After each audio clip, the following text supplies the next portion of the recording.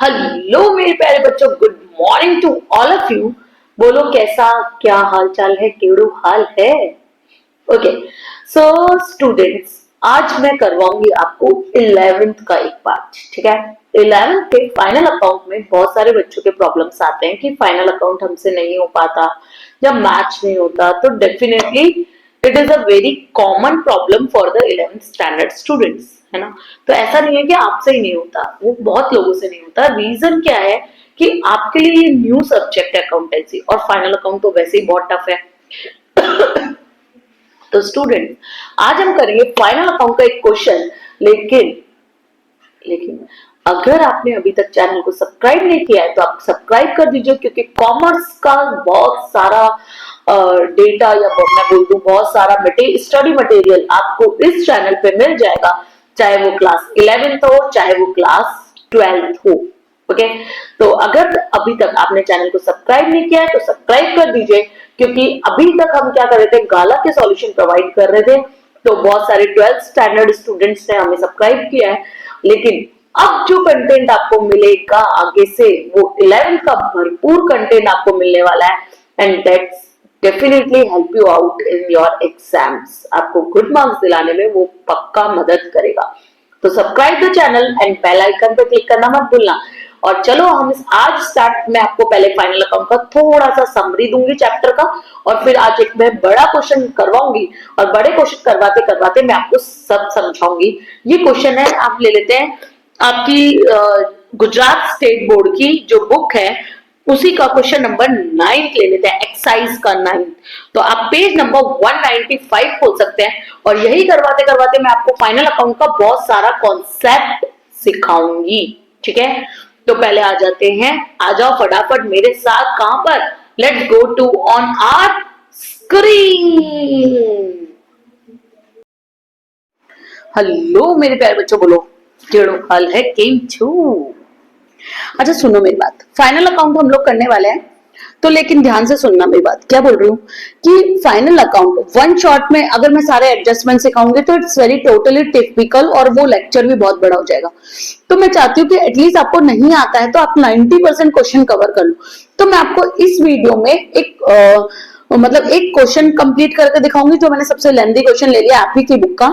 और दूसरी चीज, आपको कैसे कंप्लीट करना है क्वेश्चन, मतलब मेन मेन पॉइंट्स क्या होते हैं क्वेश्चन करने से पहले, जो आपको याद रखने हैं, उतनी चीजें आपको दिमाग में रखनी है क्वेश्चन स्टार्ट करने से पहले, वो सब मैं इस क्वेश्चन में आपको कवर अप करवा दूंगी। ठीक है, तो हम पहले मेरे को बता दो, पहले बताओ फाइनेंशियल स्टेटमेंट क्या होता है, फाइनल अकाउंट्स क्या होता है। फाइनेंशियल स्टेटमेंट्स बोलो या फाइनल अकाउंट्स बोलो, तो बोलो क्या होते हैं फाइनल अकाउंट्स, बोलो। ओके, फाइनल अकाउंट चलो मैं बता देती हूँ। फाइनल अकाउंट क्या होता है? फाइनल अकाउंट वो अकाउंट्स होते हैं जहां आप जो ईयर एंड पे बनाते हो। अब आपका ईयर स्टार्ट कब होता है? 1 अप्रैल से स्टार्ट होता है, सिर्फ 14 ले लेते हैं, तो ये 14 वाला खत्म कब होगा? 31 मार्च को खत्म होगा, 15। ठीक है, तो 31 मार्च 15 पे जो आप अकाउंट बनाते हो वो कहलाते हैं आपके फाइनल अकाउंट। क्यों बनाया जाता है? To know the financial position और the financial status of any company. किसके बनाते हो? अभी आप 11th में किसके सीख रहे हो? सोल प्रोप्राइटरशिप के सीख रहे हो। किसके सीख रहे हो? सोल प्रोप्राइटरशिप के सीख रहे हो। ठीक है, तो मेरी बात सुनो, मानो आप कोई बिजनेस चला रहे हो, है ना, तो क्या आप ये नहीं जानना चाहते कि पूरे साल जो आपने काम किया उससे कितना प्रॉफिट हो रहा है? क्या आपको नहीं लगता कि आपको ये पता करने की जरूरत है कि मैंने पूरे साल जो काम किया उसे मुझे कितना प्रॉफिट हुआ? तो यही जानने के लिए एक सोल प्रोप्राइटरशिप क्या बनाता है? फाइनल अकाउंट बनाता है। आप मतलब फाइनल अकाउंट कंपनी का भी होता है, फाइनल अकाउंट पार्टनरशिप फर्म का भी होता है, फाइनल अकाउंट एचयूएफ का भी होता है, ट्रस्ट का भी होता है। तो लेकिन अभी 11th स्टैंडर्ड में आप सोल प्रोप्राइटरशिप का सीखोगे, 12th में आप 2 जनों का सीखोगे, पार्टनरशिप और कंपनी का। ठीक है, तो फाइनल अकाउंट में अल्टीमेटली 3 तरीके के अकाउंट बनाए जाते हैं। तो पहला है ट्रेडिंग अकाउंट। कौन सा है पहला? Trading account. दूसरा है profit and loss account, profit and loss account. और तीसरा अकाउंट नहीं होता, तीसरा क्या होता है? स्टेटमेंट होता है, बैलेंस शीट। बैलेंस, ये दोनों अकाउंट हैं, और ये क्या है? लास्ट में स्टेटमेंट है। ये दोनों बनाए जाते हैं फॉर द ईयर एंडेड। क्या बनाए जाते हैं? For the year ended. अब आप कोई सा भी ईयर ले लीजिए, जैसे 31/3/15 ले लेते हैं, और ये बनाया जाता है एज ऑन 31/3/15। समझ में आ रहा है? अब देखो ऐसा क्यों किया जाता है, क्योंकि ट्रेडिंग और पी&एल अकाउंट जो होता है ना, वो क्या बताता है, ट्रेडिंग और पी&एल अकाउंट पूरे साल में जितना भी खर्चा हुआ और पूरे साल में जितनी भी इनकम हुई, वो सबको कंसोलिडेट करके इकट्ठा करके एक पर्टिकुलर अकाउंट में बनाता है। एक मतलब दो पर्टिकुलर अकाउंट में दिखाता है। हम बाइफरकेट करेंगे कि ट्रेडिंग में कौन से आते हैं और पी&एल में कौन से आते हैं, ठीक है। और बैलेंस शीट क्या बताता है, बैलेंस शीट बताता है आपके पास जो एसेट्स है बिजनेस में, और आपके जो पैसे चुकाने बाकी हैं, यानी आपकी जो लाइबिलिटीज, आपकी जो रिस्पॉन्सिबिलिटीज है, उसकी वैल्यू कितनी है, उन एसेट्स और उन लाइबिलिटीज की वैल्यू कितनी है। जैसे फॉर एन एग्जाम्पल, ध्यान से सुनो, अगर आप पूछते हो मेरे से मैम आपकी सैलरी कितनी है, मैंने बोला 1 लाख रुपए या मैंने बोला 10 लाख रुपए, तो आपका दूसरा क्वेश्चन आएगा मैम कितने पीरियड की, यानी 1 महीने की, 10 महीने की, साल भर की, 6 महीने की। तो ये जो इनकम है मेरी, ये आएगी ट्रेडिंग और पी&एल अकाउंट में, क्योंकि ये फ्लो कॉन्सेप्ट है, यानी एक पर्टिकुलर टाइम पे वैल्यू नहीं है। पूरे 10 लाख रुपए मेरे को एक साथ नहीं मिलते, 10 लाख रुपए महीने में मिले होंगे, हर महीने करके, या कैसे मिले, ठीक है। और बैलेंस शीट क्या बताता है, जैसे आपने पूछा मैम इस पेन की वैल्यू क्या है, तो मैंने बोला इस पेन की वैल्यू 2,000 रुपए, तो 2,000 रुपए आज की वैल्यू, यानी अब आज की वैल्यू, आज मान लो अगर 8 जनवरी है, तो अब मेरे से आप 10 दिन बाद में भी पूछोगे 8 जनवरी को इस पेन की वैल्यू क्या थी, तो 2,000 ही रहने वाली है, ठीक है। लेकिन आप 10 दिन बाद में मुझसे पूछोगे मैम आपकी सैलरी कितनी है, तो हो सकता है बढ़ भी जाए, हो सकता है कम भी हो जाए, समझ रहे? तो जो फ्लो कॉन्सेप्ट होते हैं, जो चलते हैं हर साल, पूरे साल में जो जो हुआ, एक पर्टिकुलर दिन पे नहीं, पूरे पूरे साल में, महीने में, 6 महीने में, हर दिन जो जो हुआ, वो सारे खर्चे और इनकम आते हैं ट्रेडिंग और पी&एल अकाउंट में। और बैलेंस शीट में क्या आती है, उस पर्टिकुलर डेट पर आपकी एसेट और लाइबिलिटी की वैल्यू कितनी है, वो आती है आपके बैलेंस शीट में, ठीक है। चलो अब देखो आगे, ध्यान और आगे, अब मैं आपको कुछ इंपॉर्टेंट चीजें बताती हूँ। तो आपको फाइनल अकाउंट बनाते समय किन इंपॉर्टेंट बातों का ध्यान रखना है, वो यहाँ पे मैं बता रही हूँ, इंपॉर्टेंट पॉइंट्स, ठीक है, while preparing फाइनल अकाउंट। तो पहला पॉइंट है, ट्रेडिंग और पी&एल अकाउंट में सिर्फ इस साल के खर्चे आते हैं। ध्यान से सुनो, ट्रेडिंग और पी&एल अकाउंट में सिर्फ इस साल के खर्चे आते हैं, यानी जो इस पीरियड का नहीं है, इस पीरियड मतलब जिसका आप बना रहे हो, मान लो मैं इस पीरियड का बना रही हूं, यहां से यहां तक का, तो इसी पीरियड का आएगा। अगर कोई 13 का है, 2013 का, तो फिर वो माइनस करके हटा देंगे, और कोई 16 का है तो वो भी माइनस करके हटा देंगे। तो लिखो, trading and P and L account covers, trading and P and L account covers only current year income and expense, ठीक है, एक्सपेंसेस। तो करंट ईयर के खाली इनकम और एक्सपेंडिचर किसमें कवर होते हैं, ट्रेडिंग अकाउंट में कवर होते हैं। दूसरी चीज, फाइनल अकाउंट के क्वेश्चन में बताओ क्या क्या दे रखा होता है, एक ट्रायल बैलेंस दे रखा होता है आपको, और नीचे क्या दे रखे होते हैं, एडजस्टमेंट, ऑल द एडजस्टमेंट, लिखो next, all the adjustment given in the question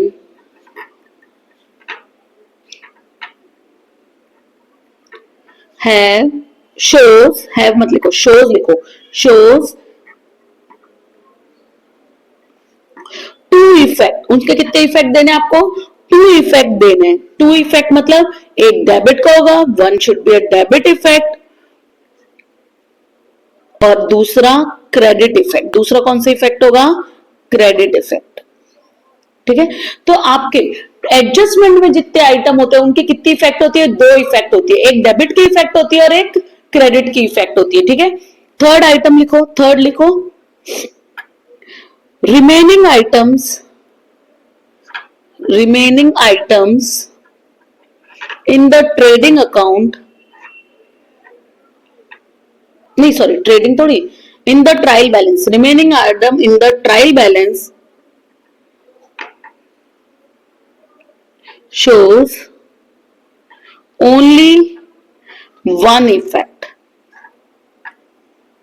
उसका कितनी इफेक्ट होगी, एक। तो आप बोलोगे मैम डेबिट होगी या क्रेडिट, अरे घन चक्कर, वो पढ़कर देखना पड़ेगा कि डेबिट है या क्रेडिट है, ठीक है।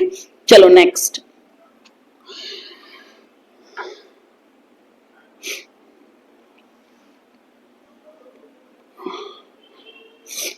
नेक्स्ट लिखो trading account,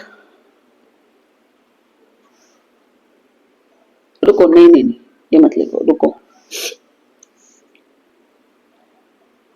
The things, the items, things नहीं, items given in the trial balance, given in the trial balance, trial balance में जो दे रखा है वो काम हो चुका है। The items given in the trial balance have already done, जो ट्रायल बैलेंस में दे रखा है वो काम हो चुका है। ध्यान से सुनना, जो ट्रायल बैलेंस में दे रखा है वो काम हो चुका है, तो उसकी दोबारा आपको इफेक्ट नहीं देनी, दोबारा इसलिए एक ही इफेक्ट होगी। नेक्स्ट लिखो the items given in the trial balance, TB लिखती हूँ ट्रायल बैलेंस को, trial balance given in the trial balance on the debit side. अगर ट्रायल बैलेंस में कोई आइटम डेबिट साइड में दे रखी है देन इट इफेक्ट्स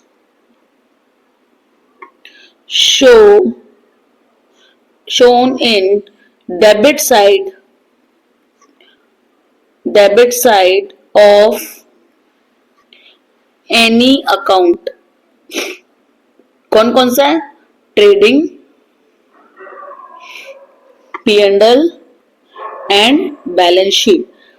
ध्यान से सुनना क्या बोल रही हूं, जो ट्रायल बैलेंस में डेबिट में दे रखा है वो किसी भी अकाउंट में है, चाहे ट्रेडिंग में है, चाहे P&L में है, चाहे बैलेंस शीट में है, किसी एक अकाउंट में आएगा तो वो डेबिट साइड में ही आएगा, और जो क्रेडिट में दे रखा है वो क्रेडिट साइड में ही आएगा। आपको क्वेश्चन के ऊपर क्वेश्चन नहीं करना है। यानी ट्रायल बैलेंस में अगर कोई इनकम दे रखी है, मानो अदर इनकम, और उसका बैलेंस क्रेडिट साइड में लिखा हुआ है तो आप क्रेडिट साइड में लिखोगे। मानो आपको रेंट दे रखा है, अब आपको नहीं पता रेंट गिवन है या रिसीव्ड है, लेकिन वैल्यू जो है वो डेबिट साइड में दे रखी है, तो डेबिट साइड में दे रखी है तो आपको भी कौन से किसी भी अकाउंट में लिखो, चाहे ट्रेडिंग में लिखो, P&L में, तो आप कहां लिखोगे? P&L में लिखोगे, लेकिन कौन सी साइड में? डेबिट साइड में, क्योंकि फिर वो रेंट पेड है।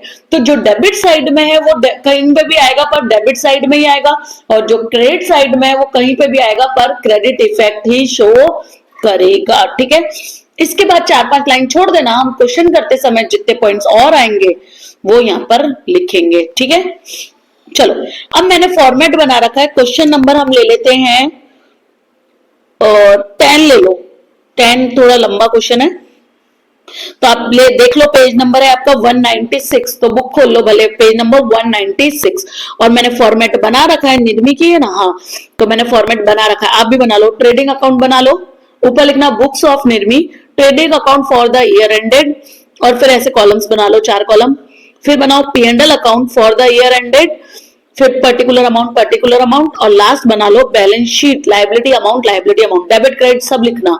ठीक है, अगर इतनी जल्दी नहीं बना पा रहे हो तो वीडियो पॉज करो फिर बनाओ। ओके, चलो अब मैं स्टार्ट करती हूँ क्वेश्चन हमेशा कहां से स्टार्ट करने का? एडजस्टमेंट से स्टार्ट करने का। एडजस्टमेंट की कितनी इफेक्ट? 2। ट्रायल बैलेंस में जो बच जाएंगे उसके कितनी इफेक्ट? 1। तो उठाते चलो एक एडजस्टमेंट से। तो देखो क्या दे रखा है, closing stock as on 31 March was valued at ₹50,000। तो क्लोजिंग स्टॉक की वैल्यू कितनी है? 50,000। तो क्लोजिंग स्टॉक 2 अकाउंट में आता है, एक ट्रेडिंग में, तो हम लिख देते हैं बाय, थोड़ा सा नीचे लिखना, closing stock 50,000।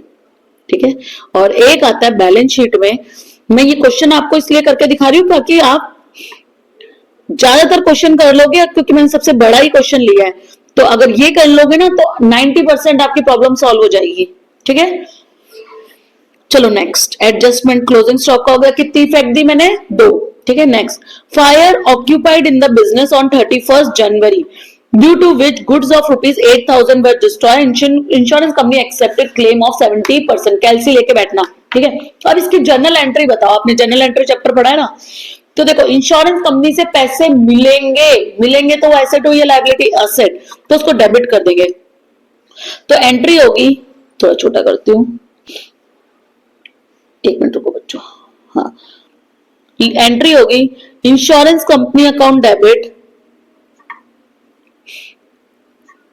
Insurance company account debit 70%, 8,000 का 70% निकालो, 5,600 आएगा, 8,000 का 70%, 5,600, तो 5,600 इंश्योरेंस कंपनी दे देगी। लॉस कितने का हुआ था? 8,000 का। तो गुड्स काय में से माइनस हो जाएंगे, गुड्स में किसी भी तरीके से कमी हो, याद कर लो, एंट्रीज के लिए भी आ जाएगा, जनरल एंट्रीज के लिए। सेल्स के अलावा गुड्स में और किसी तरीके से कमी हो तो परचेज, वैसे परचेज हमेशा डेबिट होती है, पर सेल्स के अलावा गुड्स में और किसी तरीके से कमी हो तो परचेज को क्या कर देंगे? क्रेडिट। तो टू परचेज 8,000, ठीक है। और देखो अब क्या एंट्री हो गई क्या? नहीं, डेबिट साइड में भी लिखना बाकी है, तो वो क्या हो गया आपका? लॉस। डेबिट साइड में बचे तो लॉस, क्रेडिट साइड में बचे तो profit. Loss due to theft account debit, theft थोड़ी, loss due to fire, loss due to fire account debit. और कितने का? 8,000 में से माइनस कर दो 56,000, तो आ जाएगा 2,400, ठीक है। तो ये आपका एंट्री हो गई इसकी, मैंने एंट्री भी सिखा दी। जितना इंश्योरेंस कंपनी से मिलेगा इंश्योरेंस कंपनी को डेबिट कर दो। लॉसेस सारे डेबिट होते हैं, प्रॉफिट सारे क्रेडिट होते हैं। तो लॉस कितना बचा? 8,000 का नुकसान हुआ था, जिसमें से इंश्योरेंस कंपनी 5600 दे रही है, तो आपको लॉस कितने का हुआ? 2400 का। तो loss due to fire account debit. और सेल्स के अलावा गुड्स में किसी और तरीके से कमी हो तो परचेज को डेबिट नहीं करके क्या कर देंगे? क्रेडिट। नॉर्मली परचेज हमेशा क्या होता है? डेबिट होता है, ठीक है। नॉर्मली परचेज क्या होता है? हमेशा डेबिट। लेकिन सेल्स के अलावा गुड्स में किसी और तरीके से कमी हो तो परचेज को क्रेडिट, क्योंकि सेल्स से भी गुड्स में कमी होती है। तो अब आपको इसमें परचेजेस पकड़ना पड़ेगा। तो ऊपर ट्रायल बैलेंस में आ जाओ और देखो परचेजेस दे रखी है क्या? यस दे रखी है 1,80,000, और जो करते जाओ उसके टिक लगाते जाना। तो परचेजेस आती कहां पे? ट्रायल बैलेंस में आती है। ओपनिंग स्टॉक की जगह छोड़ देना, सबसे पहले ओपनिंग स्टॉक आता है, फिर आता है परचेजेस। 1,80,000 टू लिख लेना भले यहाँ पे, टू परचेजेस, ठीक है। अब उसमें से माइनस कर देंगे loss, good destroy by fire, loss मत लिखो, लिखो गुड्स डिस्ट्रॉय बाय फायर। कितने के? 8,000 के। अभी फाइनल अमाउंट बाद मत लिखना, क्योंकि परचेज रिटर्न भी हो सकता है, ठीक है। एक लॉस ही आ गया, तो ये परचेज में से इतना कम करना है। अब ये वाला जो लॉस है वो जाएगा P&L में, सबकी एंट्री दिखानी पड़ेगी। और ये वैल्यू, क्योंकि फ्यूचर में इंश्योरेंस कंपनी पैसा देगी, तो वो एसेट है, तो बैलेंस शीट में। तो P&L अकाउंट में लिखो loss due to fire, to, एक जगह छोड़ दो अगर लॉस आया तो, to loss due to fire. सिर्फ लॉस की वैल्यू दिखाना 2,400 की, ठीक है। डेबिट साइड 2,400 आ गया। अब बाकी चीजें बैलेंस शीट में असेट साइड। तो इंश्योरेंस कंपनी फ्यूचर में पैसा देगी, तो लिख लो इंश्योरेंस कंपनी को एसेट बना लो। कितना? 5,600। अब देखो 5,600 एसेट साइड में लिखा है तो डेबिट हो गया, ये एक्सपेंस साइड में लिखा है तो डेबिट हो, ये तो डेबिट हो गया। तो दोनों मिला के 8,000 डेबिट। और डेबिट साइड में अगर आप कुछ माइनस कर रहे हो, तो देखो आप परचेज में से माइनस कर रहे हो, तो परचेज डेबिट में लिखते हैं, तो उसमें से माइनस कर रहे हो तो क्रेडिट की इफेक्ट है। तो ये 8,000 की क्रेडिट की इफेक्ट हुई, goods loss destroyed due to fire, ये 8,000 की क्रेडिट। डेबिट साइड में माइनस करोगे तो क्रेडिट की इफेक्ट, क्रेडिट साइड में माइनस करोगे तो डेबिट की इफेक्ट, ठीक है। चलो, तो परचेज वाला हो गया हमारा। नेक्स्ट चलते हैं, ये वाला भी हो गया, ये वाला भी हो गया। टिक लगाती जाती हूँ मैं ताकि कुछ छूट ना जाए। Out of a debtor 6,000 was not recoverable, and आपको उसको क्या करना है? बेड डेट मान के राइट ऑफ कर देना है। Provide bed date reserve 5%। तो पहले किस में से? डेटर्स में से।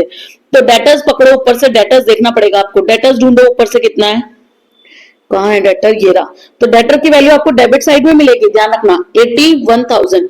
तो बैलेंस शीट में आ जाओ, थोड़ी जगह देख के लिखना। चलो यही लिख लेती हूँ, डेटर्स इनर कॉलम में लिखना 81,000।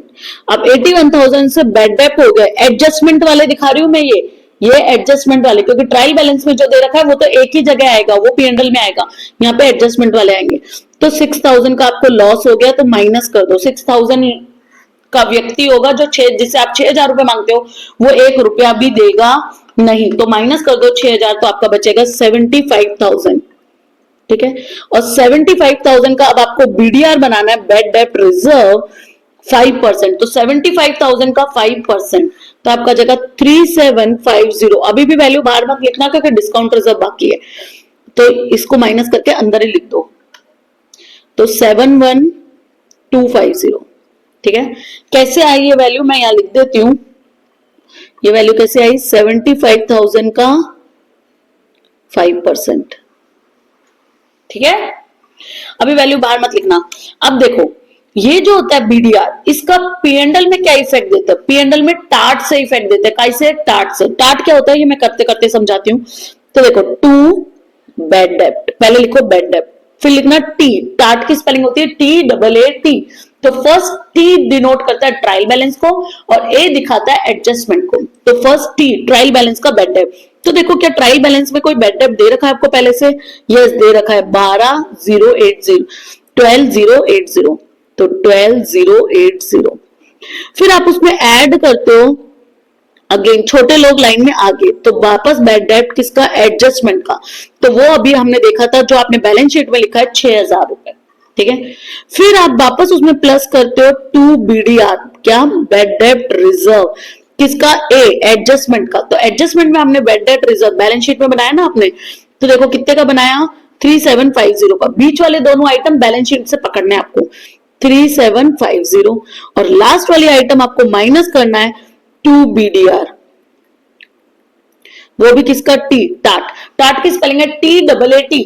दोनों टी डिनोट करते हैं ट्रायल बैलेंस को, ए यानी एडजस्टमेंट। तो बीच वाले दोनों आइटम आपको बैलेंस शीट में मिलेंगे, इसलिए बोलती हूँ डेटर्स का काम हमेशा कहीं में करने का, पहले बैलेंस शीट में करने का। ठीक है, अब ट्रायल बैलेंस में बैड डेब्ट रिजर्व दे रखा है क्या? नहीं दे रखा तो डैश लगा देंगे, दे रखा है तो लिखेंगे 12600। नहीं दे रखा तो यहाँ पर डैश लगा देती, अब दे रखा है तो लिख दो 12600। ठीक है, ऊपर वाले 3 आइटम प्लस होंगे और लास्ट वाला माइनस होगा। तो ऊपर वाले 3 आइटम में प्लस करती हूँ, 12080 प्लस 6000 प्लस 3750, उसमें से माइनस कर दो 12600, तो आपका बचेगा 9230। ठीक है, ये हो गई आपकी पूरी बैड डेब्ट की। आपका पूरा चैप्टर हो जाता है। 12th वाले बच्चे जब मेरे पास आते हैं उनको भी बैड डेब्ट का नहीं आता, तो ध्यान से सुन लो। आपको सिंपल याद रखना है टाट, TAAT। टी यानी ट्रायल बैलेंस, ए यानी एडजस्टमेंट, ए यानी एडजस्टमेंट, टी यानी ट्रायल बैलेंस। बीच वाले दोनों आइटम आपको बैलेंस शीट से मिलेंगे, तो पहले बैलेंस शीट में करना, और ये वाले दोनों आइटम आपको ट्रायल बैलेंस में मिलेंगे। ठीक है, अब आप पूछो मैम लॉजिक बताओ आप तो इसके पीछे। चलो मैं आपको लॉजिक बताती हूँ इसके पीछे, यहाँ पे। ठीक है, अब ये मान लो, पहले तो ये बताओ मुझे रिजर्व क्या होता है? बताओ रिजर्व क्या होता है? रिजर्व एक गुल्लक होती है। एक गुल्लक में आप पैसे डालते जा रहे हो, डालते जा रहे हो, डालते जा रहे हो, छिपाते जा रहे हो। क्यों? क्योंकि मम्मी जैसे रखती है ना कोने में, तकिए के नीचे, चीनी के डब्बे में। मम्मी क्यों छुपा के रखती है? कि फ्यूचर में अगर कोई नुकसान होगा तो हम इस गुल्लक से उसकी भरपाई कर लेंगे। तो ऐसे ही बिजनेस में भी क्या करते हैं? बैड डेब्ट रिजर्व बनाते हैं। बैड डेब्ट रिजर्व एक गुल्लक है जिसमें आप अगर फ्यूचर में कोई व्यक्ति आपको पैसे नहीं देगा तो आप इस गुल्लक से उसकी भरपाई कर लोगे। ठीक है, तो उस गुल्लक, एक गुल्लक है। अब उस गुल्लक में आपके पास कितने पैसे पड़े हैं? 12600 रुपए पड़े हैं। कितने पड़े हैं? 12600। अब ट्रायल बैलेंस में एक बैड डेब्ट दे रखा है, तो मैंने बताया था ट्रायल बैलेंस में जो दे रखा है वो काम हो चुका है। तो ट्रायल बैलेंस में बैड डेब्ट दे रखे हैं आपको 12080 के, तो उतना नुकसान तो हो चुका है, हो गया नुकसान। तो गुल्लक से भरो, तो 12080 भर दो गुल्लक में से। तो ये नुकसान मैंने इस गुल्लक में से भर दिया, 12600 माइनस 12080। तो अब आपके गुल्लक में कितने पैसे बचे? 520। ये गुल्लक है। ठीक है, अब गुल्लक में कितने पैसे बचे? 520 रुपए बचे खाली। अब क्या बोल रहे हैं? 6000 का आपको और नुकसान हुआ, तो गुल्लक में तो पैसे ही नहीं है, तो कहां से लाऊंगी? तो P&L अकाउंट से लाऊंगी। P&L अकाउंट लॉसेस के लिए तो बनाया था। तो 6000 का नुकसान आपको और हुआ, तो अब आपको टोटल 520 इसमें से भर दो, 520 भी भर दो 6000 में से। तो 6000 में से 520 तो यहां से भर दो, बचा P&L अकाउंट से आपको कितना लाना पड़ेगा? 5480। कितना लाना पड़ेगा? 5480, क्योंकि 520 रुपए तो आपके गुल्लक में पड़े थे, तो आपने वो 6000 वाले को भी भर दिए। अब कितने दाने बाकी? अब कितने बाकी रह गए? 5480 बाकी रह गए। अब बोल रहा है ये तो नुकसान हुआ, ये तो P&L में आएगा ही आएगा, ये नुकसान है क्योंकि अब तो गुल्लक में भी कुछ नहीं बचा, तो ये तो P&L में आएगा ही आएगा। और आपको दोबारा रिजर्व की गुल्लक बनानी है, और उस गुल्लक में मेरे को कितना पैसा चाहिए? 3750। यानी इतना तो P&L में लॉस का दिखाना है आपको, जो गुल्लक से नहीं भर पाया वो वाला लॉस। ध्यान से सुनो, जो गुल्लक से नहीं फिल कर पाई, मेरा लॉस ज्यादा हो गया और गुल्लक में पैसा कम पड़ गया, तो जो गुल्लक से नहीं फिल कर पाई वो वाला लॉस कितने का है? 5480। तो वो कहां से लाऊंगी मैं? P&L से।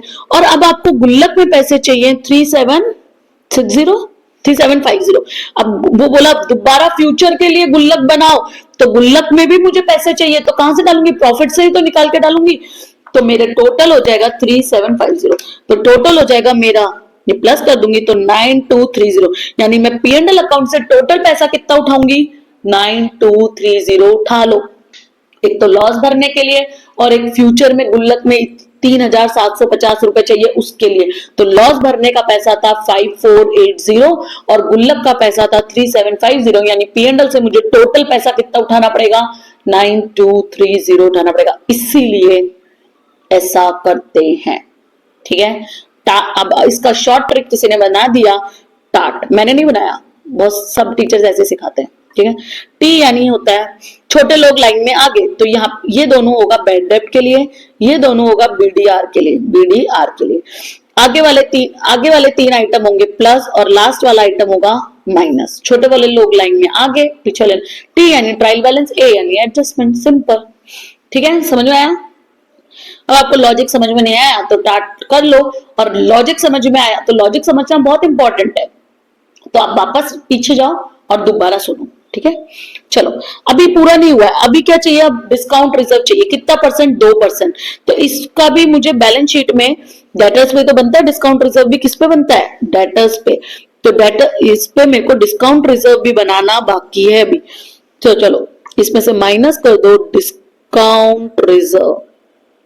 कितना परसेंट बनाना है आपको, 2% बनाना है। किस, तो बची हुई वैल्यू का बनाएंगे 71250 का 2%, तो 71250 इंटू 2%, तो आपका वैल्यू आ जाएगी 1425। अब फाइनल अमाउंट बाहर जाने दो, 69825, ठीक है। समझ में आया यहां तक, कोई दिक्कत बोलो?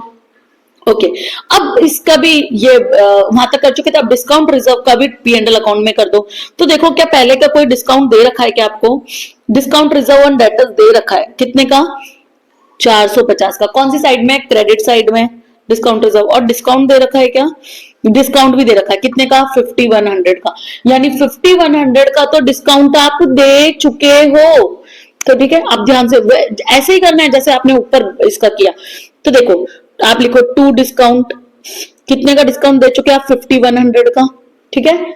अब ट्रायल बैलेंस इसमें से अब नया डिस्काउंट रिजर्व कितने का चाहिए आपको, डिस्काउंट रिजर्व नया एडजस्टमेंट वाला, तो वो प्लस कर दो। डिस्काउंट रिजर्व किसका, एडजस्टमेंट का, ठीक है। एडजस्टमेंट का डिस्काउंट रिजर्व कितने का आ रहा था आपको, कितने का आ रहा था, 1425। इतने पैसे मुझे टोटल चाहिए, जिसमें से पहले से मेरे पास रिजर्व पड़ा है डिस्काउंट रिजर्व किसका, ट्रायल बैलेंस का। पहले से रिजर्व कितने का पड़ा है, 450 रुपए का पड़ा है।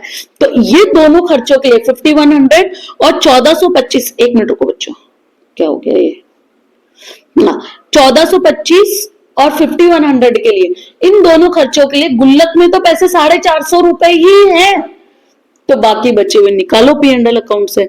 तो ऊपर वाले दोनों आइटम प्लस कर दो और लास्ट वाला माइनस कर दो।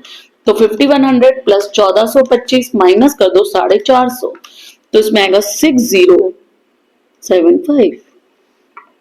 अंडरस्टूड? बोलो कोई दिक्कत? ठीक है, तो देखो डेबिट साइड, अब आपने बोला मैम, आपने तो बोला था P&L में जो डेबिट होता है उसको डेबिट करते हैं, जो क्रेडिट होता है क्रेडिट करते हैं। अरे क्रेडिट डेबिट ही तो किया बेटा। 5100 कौन सी साइड में था, डेबिट साइड में, तो ये रहा 5100 प्लस ही है। 450 कौन सी साइड में था, क्रेडिट साइड में, तो मैं डेबिट साइड में माइनस कर रही हूँ।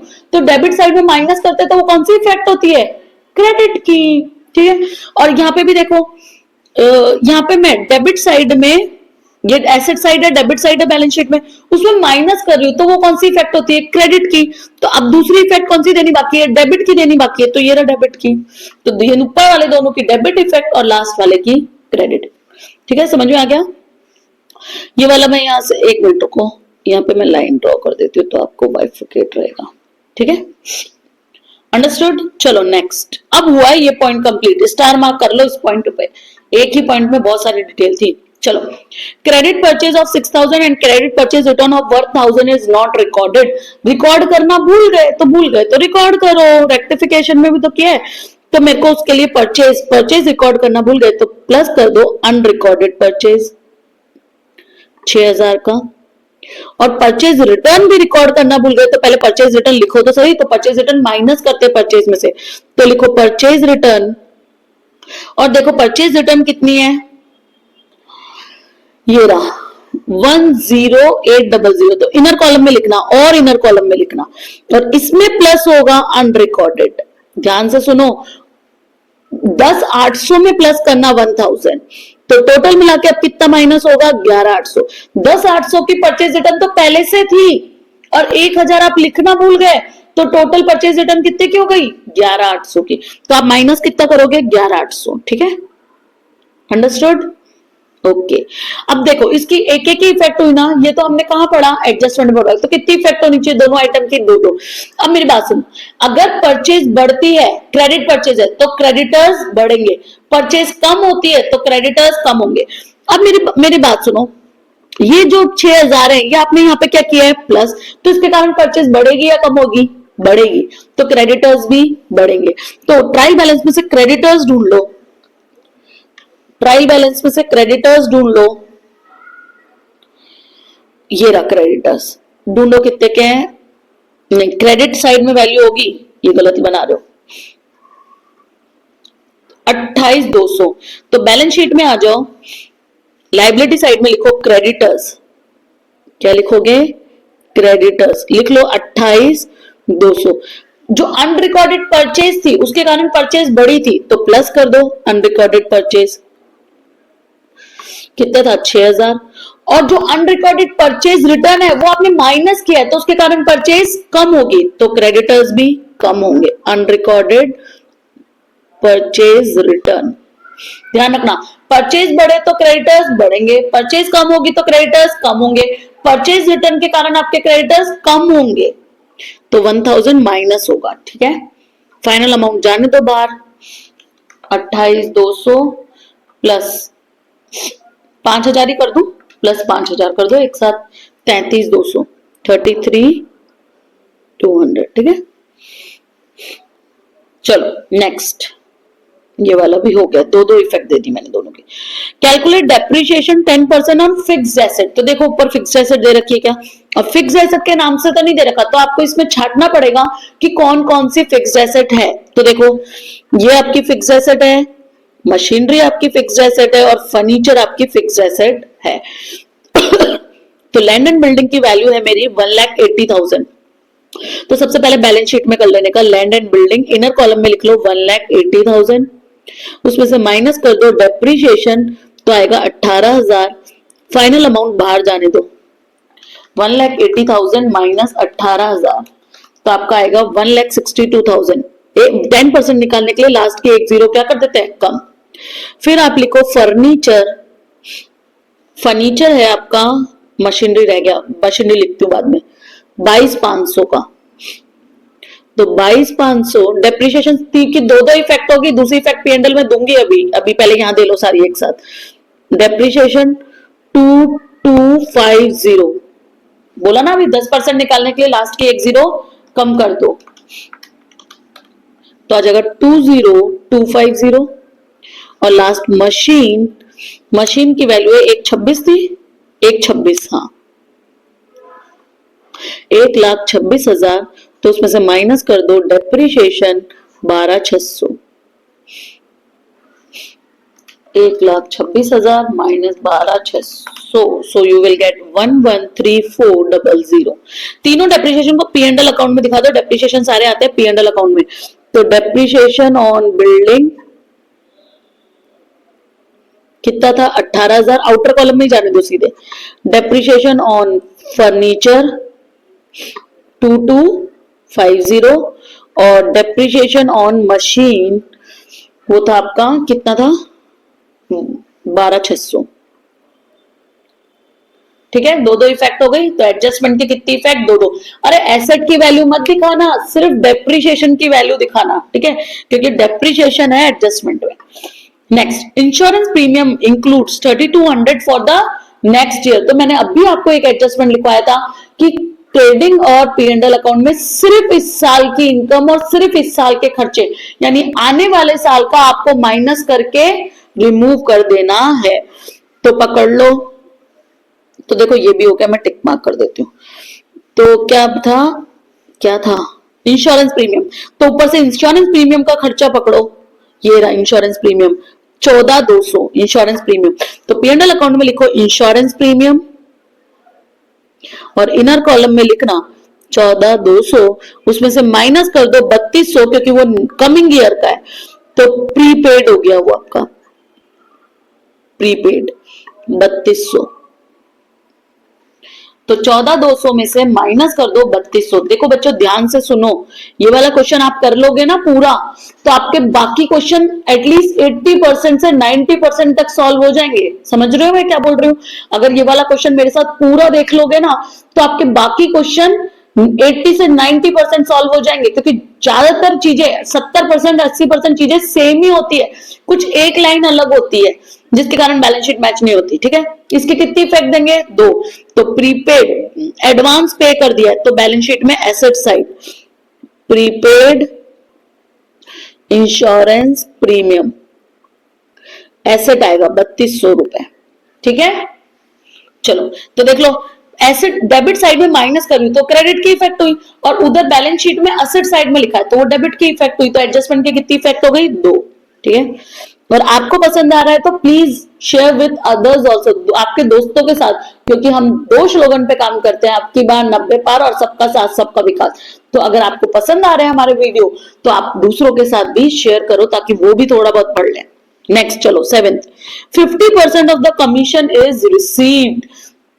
देखो क्या बोला है, ट्रायल बैलेंस में जो दे रखा है वो काम हो चुका है, तो कमीशन जो आपको मिला है, जो ट्रायल बैलेंस है, यहाँ पे तो वैल्यू दी नहीं है, जो ट्रायल बैलेंस में कमीशन मिला है वो किसके बराबर है? सिर्फ 50% के बराबर है। इसका मतलब आधी लाइन आपको जोड़नी है कि 50% मिलना बाकी है। तो देखो ऊपर कमीशन पकड़ो, ऊपर कहा ये रहा कमीशन रिसीव, क्रेडिट साइड में वैल्यू मिलेगी, कितना है? 6,000। तो आपको जो कमीशन मिला है वो 12,000 होगा, जिसमें से 6,000 आपको मिल चुका है, तो प्लस रिसीवेबल बाकी 6,000 आपको फ्यूचर में मिलेगा 6,000। तो टोटल कमीशन कितना है इस साल का? टोटल इनकम आएगी 12,000, और फ्यूचर में मिलेगा तो वो 2 इफेक्ट आएगी ना, एसेट या लाइबिलिटी? असेट। तो बैलेंस शीट में असेट साइड में लिखो रिसीवेबल कमीशन, सिर्फ 6,000 की लिखना क्योंकि 6,000 ही मिलना बाकी है, 6 तो मिल चुका है। ठीक है, अब मैंने सारे एडजस्टमेंट कर दिए हैं, अब एडजस्टमेंट की सारी इफेक्ट हो गई। अब क्या करेंगे हम? ट्रायल बैलेंस में जो दे रखा है वो सब कितनी जगह आएंगे? अब जो बचे हैं वो सब एक एक जगह, तो लिखते जाते हैं। कैपिटल, कैपिटल कौन सा बैलेंस है? क्रेडिट, तो आप भी कौन सी साइड में लिखोगे? क्रेडिट साइड में। कहां पे आता है? बैलेंस शीट में। तो कैपिटल, बताओ कैपिटल क्रेडिट साइड में क्यों लिखते हैं, लाइबिलिटी साइड क्यों लिखते हैं? ओनर का पैसा, ओनर का बिजनेस है, कैपिटल लाइबिलिटी साइड में क्यों लिखते हैं? क्योंकि आपने एक अकाउंटिंग प्रिंसिपल पढ़ा होगा, separate entity business, business is a separate entity. तो बिजनेस इंडिविजुअली अलग व्यक्ति है, आर्टिफिशियल पर्सन है, और ओनर अपने आप में अलग पर्सन है। तो किस अकाउंटिंग अजम्पशन पे बेस है ये कॉन्सेप्ट? सेपरेट बिजनेस एंटिटी के बेसिस पे, के ऊपर बेस है। तो ऐसा माना जाता है कि बिजनेस एक अलग व्यक्ति है और ओनर इंडिविजुअली अलग व्यक्ति है। तो ओनर, बिजनेस की ये रिस्पॉन्सिबिलिटी बनती है कि जब बिजनेस बंद होगा तो वो ओनर का पैसा पूरा वापस चुकाएगा, इसलिए उसको कौन सी साइड में लिखते हैं? लाइबिलिटी साइड में। अब इतना ही लिखना क्योंकि प्रॉफिट इसमें ऐड करेंगे। ड्राइंग उसमें से क्या कर देते हैं? माइनस। ड्राइंग होता क्या है बताओ? ड्राइंग क्या होता है बताओ? ओनर जो पर्सनल यूज के लिए विड्रॉ करता है वो ड्राइंग होता है। तो कैपिटल था जो आप बिजनेस में लगा रहे थे, ड्राइंग है जो आप बिजनेस से निकाल रहे हो, इसलिए कैपिटल में से उसको क्या कर देते हैं? माइनस कर देते हैं। और ट्रायल बैलेंस में दे रखा है तो उन सबकी एक एक की इफेक्ट आपको देनी है। फाइनल करके बाहर मत लिखना, अभी रुको, नेट प्रॉफिट बाकी है। ये हो गया, ये हो गया। चलो देखो एक और चीज, जब भी आपको ट्रायल बैलेंस में अगर कोई आइटम ब्रैकेट में दे रखा है तो उसको बोलते हैं हिडन एडजस्टमेंट, और उसकी भी कितनी इफेक्ट होगी? 2 इफेक्ट होगी। तो आपका इंपॉर्टेंट पॉइंट वाले उस पे आ जाओ, पेज पे आ जाओ, जो इंपॉर्टेंट पॉइंट वाला पेज था उस पे आ जाओ, और उस पे लिखो any item shown in the trial balance, shown in trial balance in the brackets, then it is called hidden adjustment. क्या बोलते हैं उसको? Hidden adjustment. और हिडन एडजस्टमेंट के भी उसको कितनी इफेक्ट दोगे? It also have two effects. कितनी इफेक्ट होती है उसकी भी? Two effect. जैसे नॉर्मल एडजस्टमेंट की होती है वैसे उसकी भी कितनी इफेक्ट दोगे? दो। तो ये जो एंट्री थी अभी कहां गई हमारी? ये रहा, ये लीज होल्ड प्रॉपर्टी, वो क्या है? हिडन एडजस्टमेंट है। तो इसकी भी कितनी इफेक्ट होगी? दो। अब देखो क्या बोला है आप, लीज होल्ड बिल्डिंग क्या होती है? मेरा जो ऑफिस है वो रेंट पर चल रहा है, तो जब आप एक एक महीने का रेंट चुकाते हो तो रेंट तो वो खर्चा है हर महीने का, तो आप पीएनएल अकाउंट में दिखा सकते हो। लेकिन मैंने मेरे ओनर को बोला, जो लैंडलॉर्ड है, मेरा नहीं, मतलब दुकान का ओनर है ना, मेरा ओनर तो कौन होगा, चलो जो दुकान का ओनर है उसको मैंने बोला, ऑफिस के ओनर को, कि भाई तू कल को मेरे को बोल दे कि तू आप तो खाली कर दो, मैं मार बिजनेस सेट करूं, और तू कल को बोले मैम आप खाली करो, मेरे को खुद का बिजनेस सेट करना है, तो फिर मेरा क्या होगा? मैं कहाँ ये सारा लेके जाऊंगी? तो फिर मैंने बोला मैं खर्चा तभी करूंगी, क्योंकि ऑफिस में बैठने के लिए आपको खर्चा तो करना पड़ता है। फर्नीचर हो गया, पीछे आप देख रहे हो ये सब लगे हुए हैं, प्रिंटर है, ये घर पे थोड़ी सजाऊंगी फिर। तो मैं क्या बोलूंगी, भाई तू एक काम कर, 5 साल का रेंट एक साथ पकड़, और ये बिल्डिंग अब 5 साल तक मेरी। तो उस जब आप लंबे पीरियड के लिए कोई एसेट को किराए पे लेते हो तो उसको बोलते हैं लीज होल्ड। और फिर accounting standard 10 valuation of fixed asset में लिखा हुआ है कि अगर आप कोई लीज पर प्रॉपर्टी लेते हो, एक और अकाउंटिंग स्टैंडर्ड है इसका, I think lease hold property का 18 होगा, आई थिंक 18 या 16 है, मुझे अच्छे से याद नहीं है। तो उसमें भी लिखा हुआ है कि अगर कोई एसेट आप लंबे समय तक किराए पे लेते हो तो और सारी वैल्यू एक साथ चुका देते हो रेंट की, तो जो ले रहा है, जो लेसी है, लेसी और लेसर, जो दे रहा है वो लेसर और जो ले रहा है वो लेसी, तो मैं लेसी हो गई। तो लेसी अपनी बैलेंस शीट में उसे एज एन एसेट 5 साल तक दिखा सकता है। जैसे मैंने 5 साल का अगर रेंट चुका दिया तो मैं 5 साल तक उसे मेरी बैलेंस शीट में दिखा सकती हूँ। तो ये लीज होल्ड बिल्डिंग आपने कितने साल के लिए ली है? 5 साल के लिए। और किराया कितना चुका है? 45,000। तो हर साल आपको रेंट राइट ऑफ करना पड़ेगा। तो एक साल का खर्चा कितना हो गया? तो 45,000 डिवाइडेड बाय 5, तो एक साल का खर्चा कितना हो गया? 9,000। तो बैलेंस शीट में आ जाओ, तो बैलेंस शीट में आ जाओ, बैलेंस शीट में लिखो lease hold building, lease hold building, ठीक है। और इनर कॉलम में लिखना, मैं एक काम करती हूँ, बिल्डिंग थोड़ा छोटा लिखती हूँ, मेरे पास जगह नहीं है, ठीक है। और बैलेंस इनर कॉलम में लिखती हूँ 45,000, उसमें से एक साल खत्म हो गया तो एक साल का रेंट खत्म, तो उसमें से राइट ऑफ, उसको क्या बोलेंगे? रिटर्न ऑफ कर देना। राइट ऑफ कर देती हूँ, कितना? 9,000 रुपए। तो अब मेरी वैल्यू कितनी रह गई एसेट की? 45,000 माइनस 9,000 तो 36,000। अब वो 4 साल के लिए बचा, इसलिए अब ये हिडन एडजस्टमेंट है तो इसकी भी कितनी इफेक्ट दो? तो देखो, एक एसेट साइड में माइनस किया तो क्रेडिट इफेक्ट, अब एक खर्चा है, खर्चा है तो पीएनएल के डेबिट में। तो यहां पे लिखो right of return of lease building. जगह कम है इसलिए मैंने लीज होल्ड नहीं लिखा, ठीक है। कितने हजार रुपए? 9,000 राइट ऑफ कर दूंगी, ठीक है। एक साल का खर्चा खत्म। चलो नेक्स्ट चलते हैं, इसको बोलते हैं हिडन एडजस्टमेंट। क्या बोलते हैं? Hidden adjustment. कितनी इफेक्ट होती है इसकी भी? 2। परचेज हो गया था सेल्स, सेल्स रिटर्न, तो पहले सेल्स पकड़ लो, सेल्स तो आई नहीं अभी तक, ये रहा, नहीं यहाँ पे थी ना मैं, हाँ सेल्स पकड़ो 4,50,000, तो ट्रेडिंग अकाउंट में आता है सेल्स, तो लिखो सेल्स 4,50,000, उसमें से माइनस कर दो सेल्स रिटर्न। अब आएगा जब लिखूंगी सेल्स रिटर्न, आई गया शायद, हाँ बाकी नहीं, ये बाकी है, ये बाद में लिखती हूँ। सेल्स रिटर्न कितना है मेरा? 9,000 रुपए, तो इनर कॉलम में लिख दो 9,000 रुपए, बस अभी मत करो, देखते हैं कुछ और आता है क्या। देखो ये वाला पॉइंट बाकी है, बाकी सब हो गया। ये भी देखो ब्रैकेट में लिखा हुआ है, तो ये भी क्या होगा? Hidden adjustment. मैं ये वाला लिखवा रही थी, ये भी क्या है? हिडन एडजस्टमेंट है ना। और ये लोन ऑफ दत्तू भी क्या है? Hidden adjustment. आपने किसी से लोन लिया है और लोन का इंटरेस्ट रेट आगे लिखा हुआ है 12%, तो इंटरेस्ट चुकाना पड़ेगा या नहीं? बोलो, चुकाना पड़ेगा ऑफ कोर्स। तो क्या इंटरेस्ट का खर्चा चुका चुके हो? अगर हो चुका होता तो ट्रायल बैलेंस में लिखा होता। तो देखो क्या ट्रायल बैलेंस में इंटरेस्ट लिखा है? नहीं लिखा, इसका मतलब चुकाना बाकी है। और अगर चुकाना बाकी है तो वो आपकी क्या है? लायबिलिटी। तो लोन ऑफ दत्तू, पहले लोन दिखा देते हैं 27,000 का। बैलेंस शीट में आ जाओ, लाइबिलिटी साइड में लिखो लोन ऑफ दत्तू, ठीक है, 27,000 का। अब 27,000 का कितना परसेंट लोन है? 12% लोन है, तो यहाँ पे लिख दो आउटस्टैंडिंग इंटरेस्ट, चुकाना बाकी है इंटरेस्ट। और कैसे निकालोगे? 27,000 का 12%। और ध्यान से सुनो बच्चों, आपने कब लिया है ये लोन? देखो डेट दे रखी है आपको 1/10 को, तो 10, 11, 12, 1, 2, 3, तो कितने महीने का हो गया? 6 महीने का। पूरे साल का मत चुका देना, कितने महीने का चुकाना है? 6 महीने का, तो 6/12। 3 महीने का होता तो 3/12। तो 27,000 का 12% और 6 महीने का डिवाइड बाय 2 कर दो, तो 1620, 1620। और ये खर्चा है, तो P&L अकाउंट में आ जाएगा 2, चुकाना बाकी है पर है तो इसी साल का खर्चा, इंटरेस्ट ऑन लोन 16। अरे रुको, ट्रेडिंग में का थोड़ी P&L में आएगा,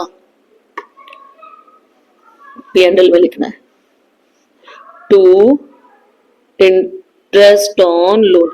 P&L अकाउंट में इस साल के पूरे खर्चे चाहे चुका दिए हो चाहे चुकाना बाकी हो, ठीक है।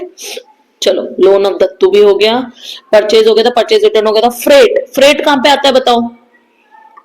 कौन सी साइड में दे रखा है? डेबिट, तो डेबिट साइड में आएगा कहां पे? ट्रेडिंग अकाउंट में। तो यहां पे लिख दो 2 फ्रेट,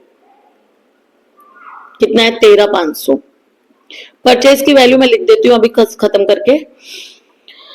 फ्रेट हो गया। सन्ड्री एक्सपेंस 3150, P&L अकाउंट में लिखो सन्ड्री। सन्ड्री मतलब छोटे मोटे खर्चे, सन्ड्री मतलब छोटे मोटे खर्चे, चाय नाश्ते के, स्टेशनरी के छोटे मोटे खर्चे आते हैं वो सन्ड्री एक्सपेंस में डाल देते हैं, ठीक है।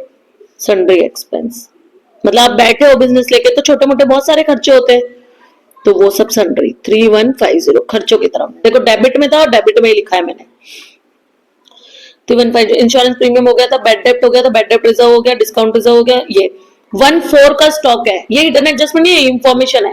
1/4 का स्टॉक है, तो वो क्या कौन सा स्टॉक होता है? Opening stock. तो ओपनिंग स्टॉक की मैंने जगह छोड़ी थी, तो यहाँ पे लिख देते हैं 2 ओपनिंग स्टॉक 9900, ठीक है। चलो ये भी हो गया, ओपनिंग स्टॉक हो गया। सैलरी, सैलरी आता है P&L में, लिखो 2 सैलरी 42,000। और वेजेस आता है ट्रेडिंग में, तो 2 वेजेस। और वेजेस और सैलरी लिखा हो तो भी ट्रेडिंग में, सैलरी एंड वेजेस लिखा हो तो P&L में। फर्स्ट नाम पे चले जाना। वेजेस, वेजेस दे रखा है आपको कितने का? सैलरी हो गया, वेजेस 6600। चलो ये भी हो गया, आगे चलते हैं। डेड स्टॉक, डेड स्टॉक मतलब वो जो मतलब आपका फाइनल गुड्स बनाने में जो एक्स्ट्रा चीजें काम आती है। जैसे मैं क्लासेस लेती हूँ तो यहाँ पे जैसे इंक की बोतल बच गई, मार्कर्स बच गए इस साल, तो वो नेक्स्ट ईयर का क्या कहलाएगा? डेड स्टॉक कहलाएगा, ठीक है। वो मेरा रूटीन बिजनेस नहीं है वो बनाना, पर काम तो आएगा ना नेक्स्ट ईयर, तो वो सब डेड स्टॉक होता है। तो डेड स्टॉक भी बैलेंस शीट में लिख लो, एसेट साइड में 4500, डेड स्टॉक 4500, ठीक है। चलो नेक्स्ट, बैंक ओवरड्राफ्ट मतलब जितना बैलेंस आपके खाते में पड़े हैं उससे ज्यादा जब आप विड्रॉ करते हो तो वो क्या कहलाता है? Bank overdraft. इंडिविजुअल को नहीं अलाउड होता, किसको अलाउड होता है? करंट बिजनेस को।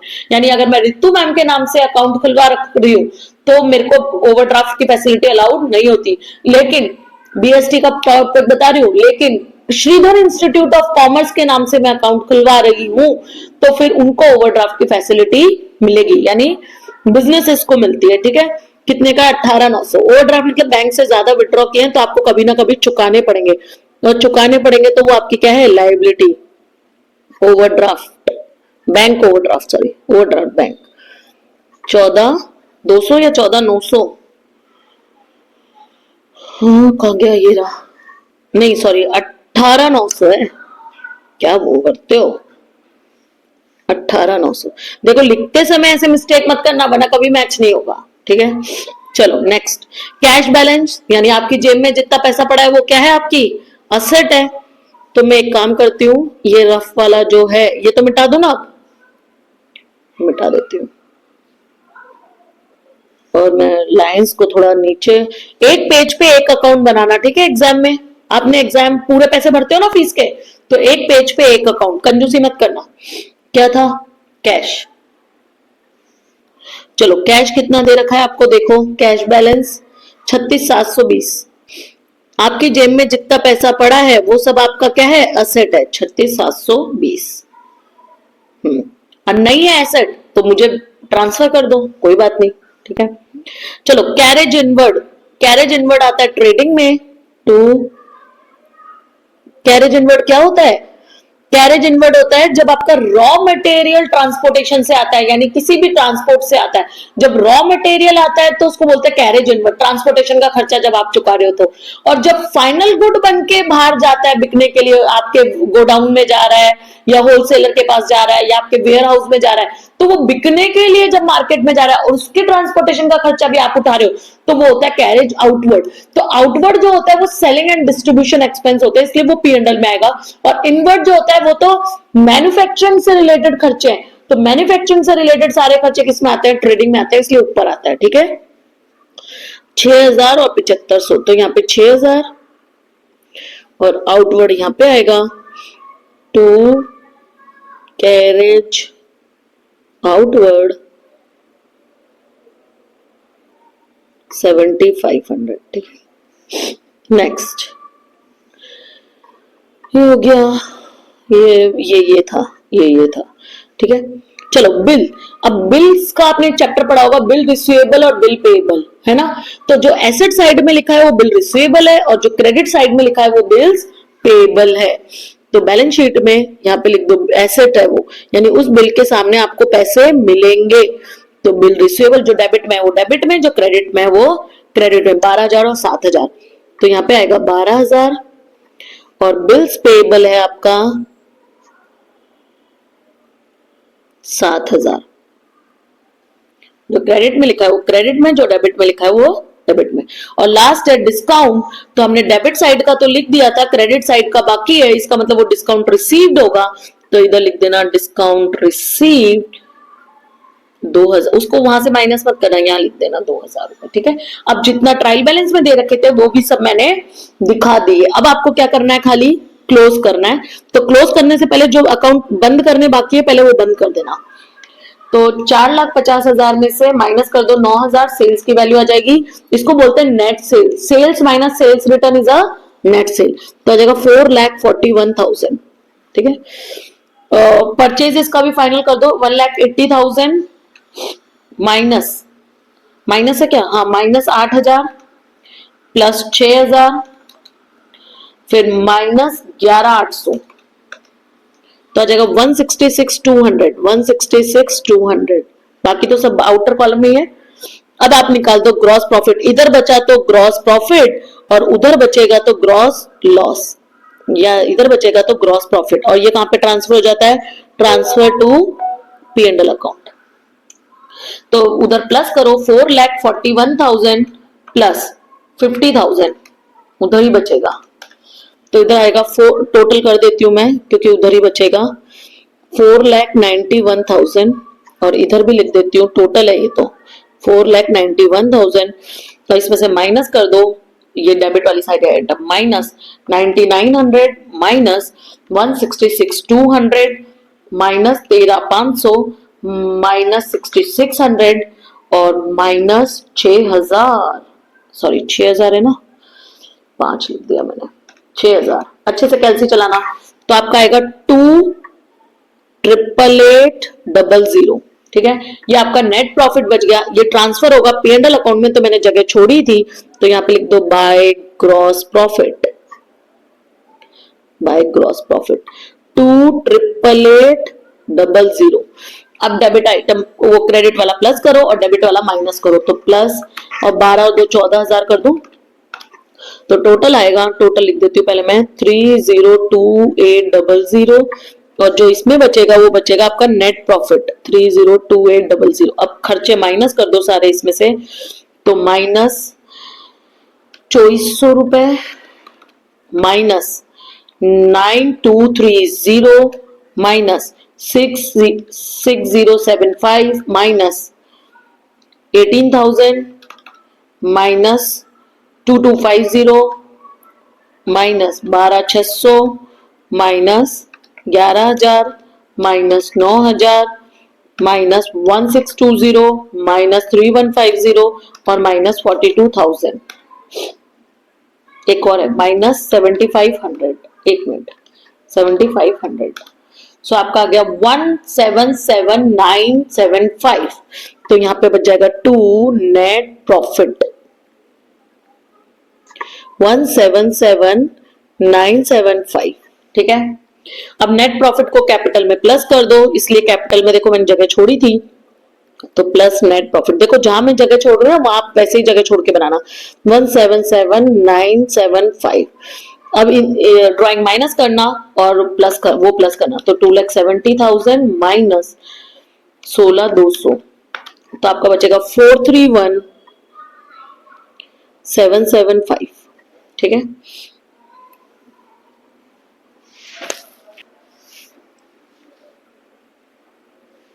चलो अब दोनों साइड बैलेंस शीट का टोटल मैच हो जाना चाहिए। बैलेंस शीट में बैलेंस नहीं बचता, दोनों साइड का टोटल मैच हो जाना चाहिए। तो प्लस करते हैं 431,775 मेरे पास कैलसी में पहले से लिखा हुआ है, तो लाइबिलिटी साइड प्लस कर देती हूँ 27,000 प्लस 1620 प्लस 33,200 प्लस 18,900 प्लस 7,000। तो मेरी वैल्यू आ रही है 51,9,495। अब लाइबिलिटी साइड की देख, एसेट साइड की देखते हैं बाद में, तो एक बार मैं ये तो लिख दूं 495। ठीक है, अब आप एसेट साइड की लगा लो, तो सारी वैल्यू मैंने माइनस करके तो लिख दिया ना, हाँ सब लिख दिया। ठीक है, चलो करो 1,62,000 plus 20,250 plus 11,3400 plus 36,000 plus 5,600 plus 50,000 plus 69,825 69,825 plus 3,200 plus 6,000 plus 4,500 plus 36,720 plus 12,000। So you will get the same value, दोनों साइड में सेम वैल्यू आनी चाहिए। तो आपका इसका मतलब बैलेंस शीट सही है, मतलब पूरा क्वेश्चन सही है। ठीक है, तो ये हो गया आपका पूरा क्वेश्चन। अगर अब आपको कोई दिक्कत हो इस क्वेश्चन में, तो आप मुझे कहां लिख सकते हैं, कमेंट बॉक्स में लिख सकते हैं। और इसके अलावा आपको किसी भी क्वेश्चन में दिक्कत आ रही है या किसी भी चैप्टर में आ रही है, तो आप मुझे कमेंट बॉक्स में लिख दो। And please share with your friends also, और उनको भी बता दो कि है ना, हम लोग श्रीधर इंस्टीट्यूट ऑफ कॉमर्स का यूट्यूब चैनल है, जिसके ऊपर हम 11th और 12th कॉमर्स के ज्यादातर वन शॉट्स अपलोड करने वाले हैं। तो अगर आपको कोई चैप्टर पहले चाहिए, क्योंकि आपको उसमें कुछ नहीं आ रहा है और आपके एग्जाम सर पे हैं, तो अगर आपको पहले चाहिए तो आप हमें उसमें कमेंट कर सकते हैं। तो आप इस वीडियो के कमेंट में लिख देना कि आपको इस चैप्टर में और कौन से क्वेश्चन नहीं आते हैं, और उसके अलावा आपको कौन से सब्जेक्ट में कौन सा टॉपिक पढ़ना है। ओके, अब स्क्रीनशॉट ले लो पहले, ताकि आप कर सको बाद में। लिख ले लो trading account, P&L account and the balance sheet. ठीक है, और बच्चों प्लीज दूसरों के साथ जरूर शेयर करना, ताकि वो भी पढ़ सकें, आप ही के दोस्त हैं और हो सकता है सभी इस बार पास हो जाएं, ताकि उनका भी बेनिफिट हो। और आपको जो चैप्टर्स के वन शॉट चाहिए, please write down in the comment. और अभी तक अगर आपने चैनल सब्सक्राइब नहीं किया है तो वो मत भूलना, क्योंकि हम आपको बहुत कुछ इंपॉर्टेंट देने वाले हैं। 12th वालों का तो बहुत सारा मटेरियल हमारे YouTube चैनल पे आपको मिल जाएगा। तो अगर आपके 12th स्टैंडर्ड में भी दोस्त हैं तो आप उनको भी शेयर कर दीजिए। और 11th वालों का हमने अब स्टार्ट किया है, तो आप हमें कमेंट में लिख सकते हैं कि आपको किस सीक्वेंस में कौन सा वीडियो चाहिए, तो हम आप जैसा कहेंगे वैसा का वैसा बना देंगे। ठीक है, चलो thank you, have a nice day.